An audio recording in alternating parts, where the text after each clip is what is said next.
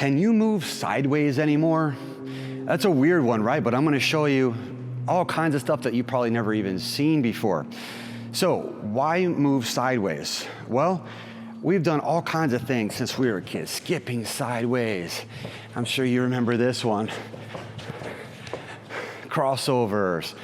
So all these sorts of movements that relate to your agility and your strength, and you're able to have confident athletic movement. Lateral movement is so important for that. So we're gonna go through a number of skills that we train on a regular basis that have to do with lateral movement. So of course you've got your basics, like if you put a band around your knees or your ankles and then you slide to the side, okay? Some of those more mainstream basic exercises.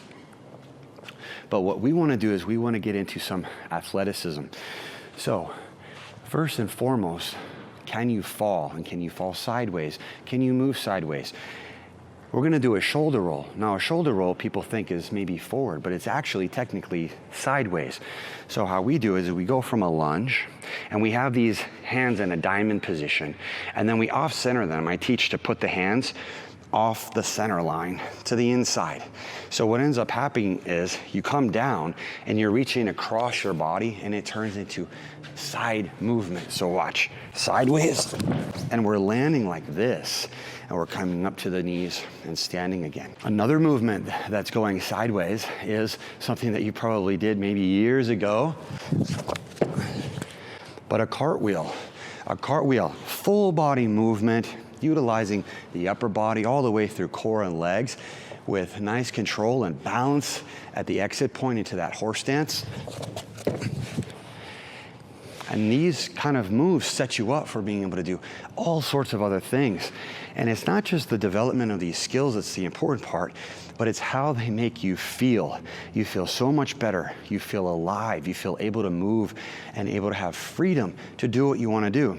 So let's apply this sort of sideways movement to some free run. This is just a basic, but if we're coming at an obstacle like this, we can use side movements to clear that obstacle, which is basically just that shoulder roll I demonstrated, but over the block without hands. So watch again. Here, work sideways and standing. And then on the box, it's the same thing. You'll notice I'm in a little bit of a lunge here. My hand's clear to the side of me. Instead of here, I'm pulling in.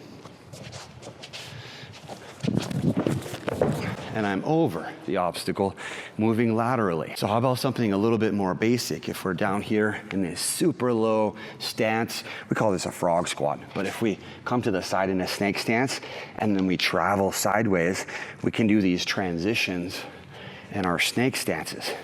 And then